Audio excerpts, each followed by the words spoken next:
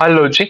आज के इस वीडियो में हम बात कर लेते हैं एक और एनबीएफसी कंपनी के बारे में। देख लेते हैं इनका क्वार्टर टू का रिजल्ट किस तरीके का रहा। क्या जो पूरे के पूरे फाइनेंशियल स्पेस में हमें हेडविंड देखने को मिल रही है, क्या इस कंपनी के साथ भी वही कहानी है, यहाँ पर भी क्या एसेट क्वालिटी डिटेरियोरेट हुआ है। वो सारी चीजों के बारे में हम बात कर लेते हैं। कंपनी का नाम है कैप्री ग्लोबल, और अगर हम शुरुआत करें कंपनी के मार्केट कैप से, तो रफली रफली 17,000 करोड़ रुपए के आसपास का कंपनी का मार्केट कैप है। अब देखो, सबसे पहले एक काम करते हैं, हम थोड़ा सा एयूएम सेगमेंटेशन समझने की कोशिश करते हैं। ये जो AUM growth, disbursement growth, part growth, ये सारे नंबर थोड़ी देर बाद देखेंगे। पहले तो समझेंगे कि जो पूरा का पूरा फाइनेंस स्पेस है, वहां पर प्रॉब्लम कौन से वाले सेगमेंट में आ रही है। ऐसा तो है नहीं कि सारे का सारा पूरा का पूरा सेक्टर खराब कर रहा है, क्योंकि अभी तक हम जितनी भी कंपनी देख रहे हैं जो हाउसिंग फाइनेंस कर रही है, जो अफोर्डेबल हाउसिंग फाइनेंस कर रही है, वहां पर एसेट क्वालिटी का दिक्कत नहीं आ रहा है। आप जैसे हमने वीडियो किया था इंडिया शेल्टर के बारे में, होम फर्स्ट का रिजल्ट आया, होम फर्स्ट का बहुत अच्छा रिजल्ट आया। अगर मैं बात करूं बाकी जो दूसरी हाउसिंग फाइनेंस कंपनी, उनका भी अच्छा रिजल्ट आ रहा है। वहां पर एसेट क्वालिटी का प्रॉब्लम नहीं देखने को मिल रहा। जो पूरा का पूरा प्रॉब्लम आ रहा है, वो आ रहा है माइक्रो फाइनेंस वाले स्पेस में, जहां पर या तो अनसिक्योर्ड लेंडिंग हो रही है, या जो लेंडिंग हो रही है उसका जो एंड कंज्यूमर है जिसको आप लेंड कर रहे हो, वो बहुत ज्यादा ओवर लेवरेज हो गया है। वहां पर आ रही है समस्या, और उन सारी कंपनियों की एसेट क्वालिटी डिटेरियोरेट हो रही है। तो अगर कोई भी कंपनी जिसका एमएसएमई पोर्टफोलियो बहुत बड़ा है, बहुत ज्यादा है, और स्पेसिफिकली वो माइक्रो फाइनेंस लेंडिंग कर रहे हैं, वहां पर ये सारी प्रॉब्लम हमें देखने को मिल रही है। तो अगर हम इनके एमएसएमई पोर्टफोलियो के बारे में बात करें, तो ये ग्रो करना ही इन्होंने बंद कर दिया था। पिछले पिछले एक साल से इसको ग्रो ही नहीं कर रहे थे, इसके ऊपर दिमाग ही नहीं लगा रहे थे। ये 4800 करोड़ रुपीज के आसपास पड़ा था, और अभी भी वहीं पर है, तो almost zero growth over a Y Y level. तो यहाँ पर अगर हम अब ग्रोथ फिगर्स देखने जाएं, तो आपको पता चलेगा एयूएम ग्रोथ आया 56% ओवर वाई वाई लेवल का, डिस्बर्समेंट ग्रोथ आया 55% ओवर वाई वाई लेवल का। तो ये इतना अच्छा ग्रोथ नंबर बिना एमएसएमई सेगमेंट के आपने किस तरीके से कर लिया, वो थोड़ा चीजें समझने की कोशिश करते हैं। एक चीज हमें समझ में आ गई, जब आपका एमएसएमई स्पेस ग्रो नहीं कर रहा, आपका ओवरऑल एटीएम इतनी तेजी से ग्रो कर रहा है, मतलब परसेंटेज लेवल पे जो आपका एमएसएमई बुक है वो छोटा होता जा रहा है, उसका परसेंटेज कंट्रीब्यूशन कम होता जा रहा है। तो आपका overall risk to the portfolio कम होता जा रहा है। क्योंकि अगर आप इनके में भी देखोगे, इनके में भी जो ग्रॉस एनपीए नंबर बढ़े हुए दिख रहे हैं ना, इन्फ्लेटेड दिख रहा है, वो इनकी एमएसएमई वाली बुक में से ही दिख रहा है। तो चलिए अब एक एक करके चीज समझ लेते हैं। अगर हम एग्जैक्ट परसेंटेज टर्म में एयूएम सेगमेंटेशन समझने जाएं, तो 25% आता है हमारा एमएसएमई लोन से, जो पहले करीबन करीबन 40-42% आता था, अब उसे 25% रह गया। वाई वाई लेवल की हम बात कर रहे हैं। 34% आता है गोल्ड से, जो पहले 16% के आसपास का कंट्रीब्यूट किया करता था, तो ये 16 से 34 हो गया। यहाँ पर कंट्रीब्यूशन डबल हो गया, एमएसएमई का कंट्रीब्यूशन धीरे धीरे कम होता जा रहा है। वहीं अगर हम बात करें, 22% आ रहा है हाउसिंग लोन, बहुत सही, बहुत सिक्योर्ड, यहाँ पर कोई प्रॉब्लम नहीं देखने को मिल रही। देखो, तीन सेगमेंट पढ़े हमने। तीन सेगमेंट में जो प्रॉब्लमेटिक सेगमेंट है वो कम हो रहा है उसका पेस, बहुत बढ़िया बात। उसका ओवरऑल कंट्रीब्यूशन कम हो रहा है, कोई दिक्कत वाली बात नहीं है। जो गोल्ड लोन वाला डिवीजन है, बहुत अच्छे पेस पे बढ़ रहा है, बहुत तगड़ा कंट्रीब्यूशन लेके आ रहा है। वहां पर एकदम सिक्योर लैंडिंग होती है, कोई प्रॉब्लम ही नहीं आती, क्योंकि गोल्ड एक खुद में लिक्विड एसेट है। तो कंपनी को कभी भी माथा फोड़े नहीं होती कि भाई इस ये जो गोल्ड गोल्ड लोन दिया हुआ था हमने, इसका ईएमआई हमें वापस नहीं मिल रहा। वो सीधा उसको 6 महीने बाद, 8 महीने बाद, 10 महीने बाद, जो भी इनका टाइमलाइन है, उस पर जाके उसको ऑक्शन करेंगे और सारा का सारा पैसा उठा लेंगे। इनका कोई भी कैपिटल एट रिस्क नहीं है। ये बेसिकली मतलब almost almost most secured form of loan जो आप कर सकते हो वो होते हैं गोल्ड लोन। तो इसका कंट्रीब्यूशन बढ़ रहा है, बहुत बेहतरीन बात। हाउसिंग में तो कोई दिक्कत है ही नहीं, आपने कोलाटरल के नाम पे उसका घर, उसकी जमीन ले ही रखी है, वहां पर भी कोई प्रॉब्लम नहीं है। तो जो कंट्रीब्यूशन बढ़ रहा है ना जिन सेगमेंट का, वो हाईली सिक्योर्ड है। जैसे अभी अभी हम बात कर रहे थे कि जो हाउसिंग लोन वाली कंपनी है, जो अफोर्डेबल हाउसिंग लोन कर रही है, वहां पर प्रॉब्लम नहीं आ रहा, तो इनका भी वही वाला कंट्रीब्यूशन बढ़ रहा है, गोल्ड लोन वाला कंट्रीब्यूशन बढ़ रहा है। तो लो रिस्क पोर्टफोलियो बढ़ते जा रहा है, जो हाई रिस्क आपका माइक्रो फाइनेंस एमएसएमई वाला डिवीजन था, वो छोटा होते जा रहा है। और जो बचा हुआ 17% है, वो आता है हमारा कंस्ट्रक्शन फाइनेंस से। तो ये हो गया इनका एयूएम सेगमेंटेशन। अब देखो, अब ये क्या किया था इन्होंने, बहुत गजब का एक्सपांशन किया था। ये जो इनका गोल्ड लोन वाला डिवीजन है, ये कोई बहुत सदियों पुराना डिवीजन नहीं है। ये इन्होंने 25 मंथ्स, मतलब लगभग लगभग 2 साल पहले स्टार्ट किया था, और एक्सपोनेंशियल पेस पे इन्होंने एक्सपांशन किया। लगातार ये ब्रांचेस खोलते गए, खोलते गए, खोलते गए। इसीलिए आप देखोगे इस कंपनी का कॉस्ट टू इनकम बहुत ज्यादा है। एक पॉइंट पे इनका 80 82 83% के आसपास का कॉस्ट टू इनकम रहता था। मतलब जितना कमाते थे उतने का उतना लगा भी देते थे। मतलब इतना ज्यादा एक्सपेंशन कर रहे थे ये लोग। तो देखो, उस टाइम था गोल्ड लोन डिविजन घाटे में, उस टाइम तक ये पैसा नहीं बना रहा था। क्योंकि जिस दिन आप एकदम बिल्कुल बेसिक लेवल पे सोचो, अगर आप कल को एक दुकान खरीदते हो और उसको खोलते हो, सपोज आपने किराने की दुकान खोली, आटा दाल चावल बेचने वाले हो आप, तो भी आप जिस दिन दुकान खरीदोगे उस दिन तो आपके नेट कैश फ्लो नेगेटिव हो गए ना। उस दिन तो सपोज आपने चलो रेंट पे लिया तो 15,000 का आपने रेंट चुका रहे हो, तो आपने 15,000 रुपए तो पहले दिन मकान मालिक को दे दिए ना। तो आपके पॉकेट से तो नेट 15,000 डेबिट हो गया ना। आपका सेल तो 1 रुपए का भी नहीं हुआ है। फिर उसके बाद आप डिस्ट्रीब्यूटर से माल मंगाओगे, आपने 2 लाख रुपए का माल मंगाया, तो आप नेट नेट डे वन पे 2,15,000 रुपीज नेगेटिव हो, क्योंकि अभी तक आपने धंधा स्टार्ट ही नहीं किया है। तो इसलिए गोल्ड लोन वाला डिवीजन इनका नेगेटिव हुआ करता था। बट ये जो इतना तगड़ा एक्सपेंशन आया ना, तो ये बहुत बढ़िया काम क्या किया कि एक तो ओवरऑल गोल्ड लोन का कंट्रीब्यूशन बढ़ाया, तो सिक्योर्ड लोन और भी ज्यादा बढ़ गया। जो एकदम लिक्विड एसेट है उसमें आप डील करने लग गए, जो बहुत सिक्योर्ड एसेट है उसमें आप डील करने लग गए। आपका एमएसएमई वाला कंट्रीब्यूशन नीचे चला गया। और उसके बाद जो अब आपका इतना बड़ा ब्रांच एक्सपांशन हो गया है, तब आप उसको कैपिटलाइज कर रहे हो, अब आप प्रॉफिटेबिलिटी में आ रहे हो, तो ये एक अच्छी चीज है, ये बहुत ही अच्छी चीज है। ये चीज भी हमने देखने को मिल गई।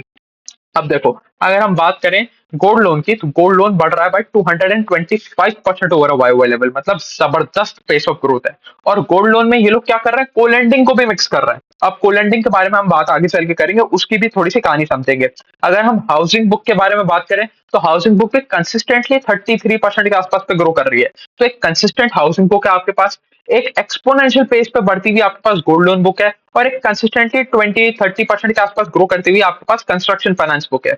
तो सारा का सारा ग्रोथ ये तीन चीजें फ्यूल कर रही हैं। बचा हुआ जो आपका एमएसएमई वाला सेगमेंट है वो नीचे नीचे खत्म होते जा रहा है, मतलब उसमें आप बहुत ज्यादा एग्रेसिव नहीं हो रहे हो। और एग्रेसिव क्यों नहीं हो रहे हो, क्योंकि आपको पता है पूरी की पूरी इंडस्ट्री को इस वाले सेगमेंट में प्रॉब्लम आ रही है। तो हम कोई अलग से तोपची नहीं है कि हम यहाँ पर जाके कुछ बहुत बेहतरीन कर देंगे, क्योंकि एंड ऑफ द डे जिस कस्टमर को आप केटर कर रहे हो वो तो कॉमन ही है ना, वो तो वही कस्टमर है। आपने उसको जाके और लोन कर दिया तो और बड़ी समस्या हो जाएगी आपके लिए। तो ये चीज में हमें देख के चलना पड़ेगा। अब आ जाते हैं को लेंडिंग पार्ट पे। तो ये जो पहले इनका को लेंडिंग बुक हुआ करता था, ये कंट्रीब्यूट करता था पूरे एयूएम में कुछ 8-9% के आसपास का, जो अब बढ़ के हो गया 18% के आसपास का। अब को लेंडिंग समझ लेते हैं क्या होता है। अब को लेंडिंग में कोई भी एनबीएफसी कंपनी अपनी से बड़ी एनबीएफसी कंपनी या अपने से बड़े बैंक के साथ मिलकर लेंडिंग करते हैं। तो ये होता किस तरीके से है, ये थोड़ा समझते हैं। कि सपोज कैप्री ग्लोबल का टाइप है एचडीएफसी बैंक के साथ, तो एचडीएफसी बैंक के पास है cheap source of funds in the form of CASA. देखो एनबीएफसी कंपनी है, कैप्री ग्लोबल, इनके पास तो कासा अकाउंट्स होते नहीं है। इनके लिए तो जो कॉस्ट ऑफ बोरिंग होता है वो थोड़ा सा ऊंचे लेवल पे होता है। एचडीएफसी बैंक वहां पर इतना बड़ा कासा बुक लेके बैठा है कि उनके कॉस्ट ऑफ फंड्स की कभी प्रॉब्लम ही नहीं आती। देश में सबसे सस्ता फंड है एचडीएफसी बैंक के पास। तो एचडीएफसी बैंक और कैप्री ग्लोबल एक एग्रीमेंट करते हैं कि भाई कैप्री ग्लोबल ही क्लाइंट लेके आएगा, सारा का सारा ड्यू डिलिजेंस कैप्री ग्लोबल करेगा, क्लाइंट का लोन अप्रूवल कैप्री ग्लोबल करवाएगा। उसके बाद जो रीपेमेंट साइकिल है उसमें कोई भी कलेक्शन विलेक्शन जो भी काम करना है वो सारा का सारा कैप्री ग्लोबल करेगा। उसके बाद जो लोन क्लोजर है वो भी, मतलब सारा सर्विसिंग ऑफ लोन का जिम्मेदारी दे दी कैप्री ग्लोबल को। तो लाने से एंड करने तक का सारा काम करेगा कैप्री ग्लोबल, और पैसा ले लेगा एचडीएफसी बैंक से। तो सपोज उसको 100 रुपए का लोन करना है, तो 100 रुपए में से 80 रुपए ले लेगा वो एचडीएफसी बैंक से, और 20 रुपए खुद के डालेगा। तो जो 20 रुपए डाले उसके ऊपर वो इंटरेस्ट भी कमाएगा, और एचडीएफसी बैंक को 80 रुपए का इंक्रीमेंटल एयूएम मिल गया। तो एचडीएफसी बैंक के लिए प्रॉफिटेबल, ये कैप्री ग्लोबल के लिए प्रॉफिटेबल, क्योंकि उसको उसको 20 रुपए पे इंटरेस्ट कमाने का मौका मिल गया। उसके बाद ये कैपिटल ग्लोबल के लिए और भी ज्यादा प्रॉफिटेबल क्यों है, क्योंकि जो उसने 80 रुपए का एयूएम बढ़ाया एचडीएफसी बैंक का, तो एचडीएफसी बैंक से वो इस बढ़े हुए एयूएम के लिए फीस लेता है कि भाई हमने आपकी बुक में आके 80 रुपए का एयूएम एडिशन किया, तो अब आप इस 80 रुपए के बदले हमें थोड़ी सी एक फीस दे दो। तो ये एक इनके अदर इनकम में जाके ऐड होता है। तो इनको फीस भी मिल गई, इंटरेस्ट इनकम भी मिल गई, और एक्सपोनेंशियल ग्रोथ भी आ गई इनके एयूएम में। क्यों? क्योंकि आपने अपना सारा का सारा पैसा तो एग्जॉस्ट किया ही नहीं, आपने तो लोन लगाने में सिर्फ और सिर्फ अपना 20% पैसा इन्वेस्ट किया है। बस आपको सारा का सारा काम करना पड़ा, पेपर वर्क करना पड़ा, प्रोसेसिंग करना पड़ा, या पूरा सर्विसिंग ऑफ लोन करना पड़ा। तो ये होता है को लेंडिंग। और बहुत सारी एनबीएफसी आप देखोगे कि को लेंडिंग पे बहुत ज्यादा बुलिश है, को लेंडिंग को और आगे ज्यादा बढ़ाना चाह रहे हैं, और अपने एयूएम का मेजोरिटी कंट्रीब्यूशन लेके आना चाह रहे हैं। तो ये भी वैसा ही कर रहे थे, इनका भी कंट्रीब्यूशन बढ़ रहा है आपका को लेंडिंग का, और अब हो गया है 18.3% के आसपास का। ये भी चीज हमने समझ ली। अब देख लेते हैं कि इनका डिस्बर्समेंट किस तरीके से हो रहा है। अब देखो, जब आपका 225% के आसपास का एयूएम आ रहा है आपके, सॉरी एयूएम ग्रोथ आ रहा है आपके गोल्ड लोन वाले डिविजन में, तो सबसे ज्यादा डिस्बर्समेंट भी वही होगा, सीधी सी बात है। अगर आप देखोगे अब तो, अगर अगर मैं आपको पहली एक नंबर बता दूं कि इनके लगभग लगभग 1,000 ब्रांचेस हैं। 1,000 ब्रांच में से ज्यादातर मेजोरिटी लगभग लगभग 800 ब्रांच, लगभग लगभग 800 ब्रांच आपकी गोल्ड लोन की है। तो 80% ब्रांचेस आपकी गोल्ड लोन की है, तो सबसे ज्यादा डिस्बर्समेंट भी गोल्ड लोन का ही होगा। तो यहाँ पर भी हमें वही देखने को मिल रहा है कि अगर आप पिछले 3-4 क्वार्टर देखोगे ना, तो 3-4 क्वार्टर से हर बार 60, 65, 70%, कई बार तो 75% के आसपास का डिस्बर्समेंट जो हो रहा है लोन्स का, वो सिर्फ और सिर्फ गोल्ड लोन से हो रहा है। और गोल्ड लोन में बहुत अच्छा मिक्स चल रहा है बिटवीन को लेंडिंग एंड खुद की सारी लेंडिंग के ऊपर।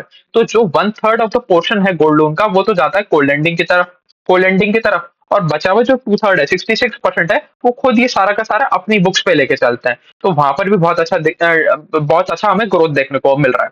अब आ जाते हैं, हम बात कर लेते हैं क्रेडिट क्वालिटी की। भाई कितनी अच्छी इनकी एसेट क्वालिटी है, क्रेडिट कॉस्ट किस तरफ जा रहा है, ग्रॉस एनपीए नंबर किस तरफ जा रहा है, नेट एनपीए नंबर किस तरफ जा रहे हैं, स्लिपेज का क्या हाल है, वो सारी चीज देख लेते हैं।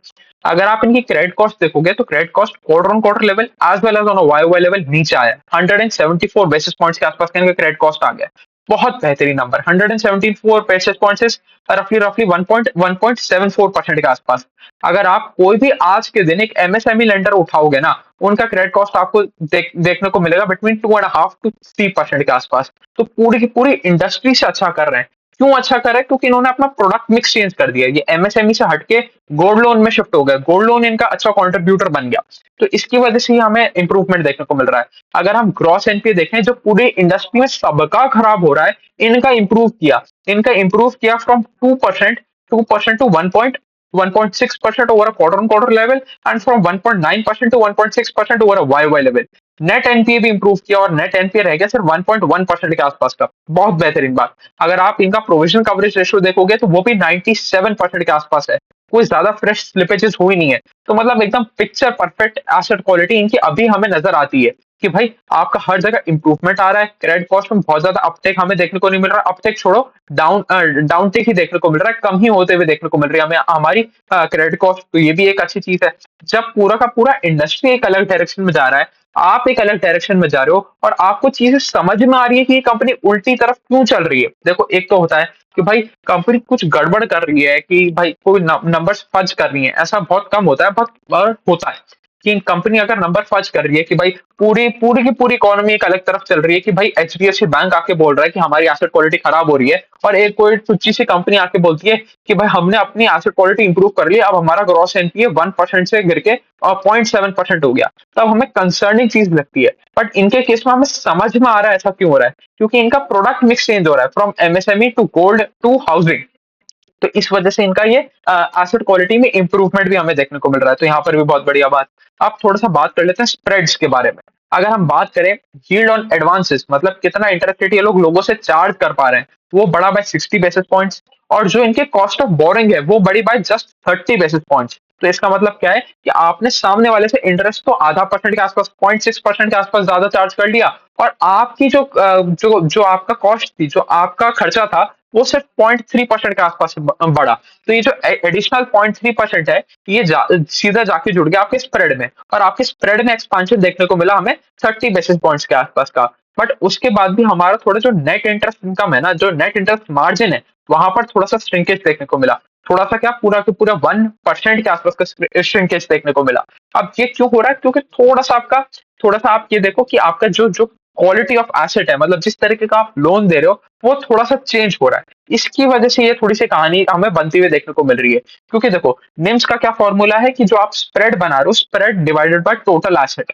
तो इसकी वजह से आपको थोड़ा सा निम्स में हमें कंप्रेशन भी देखने को मिला। चलो, ये चीज भी देख ली। अब आ जाते हैं हम ब्रांच एक्सपांशन के ऊपर। तो कंपनी ने 29 नई ब्रांचेस ऐड करी इस क्वार्टर में। अब टोटल ब्रांच काउंट पहुंच गया 997 के आसपास। अब इनका अगर मैं बात करूं, तो हर जो सेगमेंट है ना, उसका अलग अलग प्रेजेंस है स्टेट्स में। तो अगर हम बात करें एमएसएमई और हाउसिंग की, तो वो 11 स्टेट्स में प्रेजेंट है। जो कार लोन के बारे में बात करें, जो कोलेंडिंग के थ्रू आते हैं, तो उसके बारे में बात करें, तो वो तो पैन इंडिया प्रेजेंस है उसका। तो मतलब 31 स्टेट्स एंड यूनियन टेरिटरीज, मतलब पूरे पूरे हिंदुस्तान में 28-29 स्टेट में प्रेजेंट है। बचे हुए 2-3 जो भी यूनियन टेरिटरीज है, वहां पर भी प्रेजेंट है। तो एकदम कंप्लीटली कैप्चर कर लिया उन्होंने पैन इंडिया को। जो इनका गोल्ड लोन वाला डिवीजन है, गोल्ड लोन वाला डिवीजन फिर भी एक्सपांड कर रहा है। वो वेस्टर्न और वो सदर्न मार्केट में ही है, कि भाई राजस्थान, गुजरात, मध्य प्रदेश, महाराष्ट्र, कर्नाटका यही है। अभी यहाँ से आगे एक्सपांड होना बचा हुआ है। तो ऐसे इनके बहुत सारे पॉकेट ऑफ ग्रोथ अभी भी बचा है। अभी भी इन्होंने अपने गोल्ड लोन डिवीजन की जो ग्रोथ है, उसको एग्जॉस्ट नहीं किया। तो आगे कंपनी के पास बहुत ग्रोथ पड़ा है, बहुत रूम फॉर एक्सपेंशन अभी भी पड़ा है कंपनी के पास। अगर हम फाइनली हम नंबर देख लें, तो net interest income went up by 22% over Y level. Total income went up by 24% over Y level. इसका मतलब क्या है, जो आपका अदर इनकम है, अदर इनकम में क्या आ जाता है कि भाई आपकी को लेंडिंग की फी इनकम हो गई, या लोन प्रोसेसिंग फीस हो गई, या और किसी तरीके की फीस हो गई कि भाई डिफॉल्ट चार्जेस लग गए आपके, तो ये सारा आ जाता है अदर इनकम के अंदर। तो अदर इनकम का बढ़ने का पेस और भी ज्यादा था, इसकी वजह से आपका टोटल इनकम बढ़ा 24% के आसपास से। ऑपरेटिंग प्रॉफिट के बारे में बात करें तो operating profit were up 34% over Y level, and part was up 49% over Y level. तो अब ये कैसे हुआ देखो, आपका जब ऑपरेटिंग प्रॉफिट आता है ना, ऑपरेटिंग प्रॉफिट में से आप इतने टाइम से यही कहानी करते आ रहे हैं कि इसमें से आप दो चीज माइनस करोगे, एक आप टैक्स माइनस करोगे, दूसरा आप प्रोविजंस माइनस करोगे। टैक्स रेट ऑलमोस्ट कांस्टेंट रहता है। तो अगर किसी भी कंपनी का आपको ऐसा दिख रहा है कि ऑपरेटिंग प्रॉफिट जो है वो कम है आपके पार्ट के ग्रोथ से, मतलब ऑपरेटिंग प्रॉफिट बढ़ा आपका सपोज 15% से या 20% से, और आपका पार्ट बढ़ गया बाय 50% एक एनबीएफसी कंपनी में या कोई भी लेंडिंग कंपनी में, इसका मतलब कंपनी ने प्रोविजंस कम किए, कंपनी के एसेट क्वालिटी आगे मैनेजमेंट को लग रहा है कि ज्यादा खराब नहीं होगी, इसलिए उन्होंने प्रोविजंस कम कर दिए। जो चीज हमें यहाँ पर देखने को मिली, आपने क्या किया, टैक्स रेट कांस्टेंट रहता है, टैक्स रेट कभी भी वेरिएबल नहीं होगा। अगर कंपनी 30% टैक्स ब्रैकेट में आ रही है तो उसके ऊपर 30% ही लगेगा, वो कभी भी चेंज नहीं होने वाला। जो भी चेंज होगा वो आपके प्रोविजंस के अंदर ही आएगा। तो अगर आपका प्रोविजंस घट गए तो आपका पार्ट बढ़ जाएगा, आपके प्रोविजंस बढ़ गए तो आपका पार्ट का जो रेट ऑफ ग्रोथ है वो कम हो जाएगा आपके ऑपरेटिंग प्रॉफिट के रेट ऑफ ग्रोथ से। बिल्कुल सिंपल सा मैट्रिक है, अगर आपका ऑपरेटिंग प्रॉफिट का जो रेट ऑफ ग्रोथ है वो कम है आपके पार्ट के रेट ऑफ ग्रोथ से, या ऐसा कह लो कि पार्ट का रेट ऑफ ग्रोथ ज्यादा है आपके ऑपरेटिंग प्रॉफिट के रेट ऑफ ग्रोथ से, तो इसका मतलब कंपनी सही डायरेक्शन में जा रहा है, कंपनी ने प्रोविजंस कम करे हैं, कंपनी की कहानी सही डायरेक्शन में जा रही है। और उसको ट्रैक करने का एक और या सबसे बेहतर मैट्रिक क्या है, आपको आरओई ट्रैक करना है। अगर इस कंपनी का भी हम आरओई ट्रैक करें तो वो वाई वाई लेवल पे आप देखोगे लगभग लगभग 3% के आसपास से बढ़ गया। तो it has gone from 7% to 10%। अभी भी देखो, अब देखो एक और चीज समझते हैं, अगर अब आप स्क्रीनर पे स्क्रीन लगाओगे कि 15 से ज्यादा के आरओई की कंपनी दे दो, तो ये कंपनी आपको देखने को नहीं मिलेगा। या सपोज हम थोड़ा सा इसको और मॉडिफाई करते हैं कि भाई 10 से ज्यादा की आरओई की कंपनी दे दो, तो आपको ये नहीं दिखाएगा, बट आपको क्या दिखाएगा, आपको एसबीआई कार्ड दिखाएगा। तो आपको लगेगा कि एसबीआई कार्ड ज्यादा बेहतर कंपनी है as compare to Capri Global. But आपको देखना पड़ेगा कौन कहाँ से स्टार्ट हुआ और अब कहाँ खत्म कर रहा है। ये कंपनी स्टार्ट हुआ 7% आरओई से, अब ये खत्म कर रहा है 10% के आरओई पे। एसबीआई कार्ड स्टार्ट हुआ 30% के आरओई से, अब वो खत्म कर रहा है 12% के आरओई पे। तो एसबीआई कार्ड्स का आरओई नीचे की तरफ आ रहा है, इनका आरओई ऊपर की तरफ जा रहा है। तो 101% Capri Global is a better company in current situation, is a better company than SBI cards. वहां पर कहानी बिल्कुल ही उल्टी हो रही है, वहां पर उनकी एसेट क्वालिटी संभले ही नहीं संभल रही उनसे, उनकी क्रेडिट कॉस्ट लगातार ऊपर जा रहे हैं। इनका देखो, इनका क्रेडिट कॉस्ट था 1.74%, वहां पर क्रेडिट कॉस्ट 10% से ऊपर चला गया, वहां पर कुछ भी नहीं हो रहा, वो अपना मार्केट शेयर लूज कर रहे हैं, वहां पर ग्रॉस एनपी नंबर्स ऊपर जा रहे हैं, कुछ भी कंट्रोल में उनके आ ही नहीं रहा है। बट फिर भी आपको आरओई वहां पर 12% का दिखेगा, इसका 10% का दिखेगा। तो इसीलिए हमें समझना पड़ेगा कि एब्सोल्यूट टर्म्स में आरओई एक करेक्ट मेट्रिक नहीं है देखना, आपको देखना पड़ेगा ट्रेंड किस तरफ है। क्या वो ट्रेंड 7 से 10% का है या 28 से 12% का है। अगर 28 से 12% का है तो बहुत ही प्रॉब्लमैटिक चीज है ये, इससे आप मतलब गलत कंपनी में फंसने जा रहे हो आप। वहीं अगर वो 7 से 10% जा रहा है, ऊपर का ट्रेंड है, अपवर्ड्स है, तो बहुत बढ़िया बात है। तो चलिए, यही थी कहानी कैप्री ग्लोबल के बारे में, एक और एनबीएफसी कवर कर लिया हमने। अभी के लिए इतना ही रखते हैं। Thank you.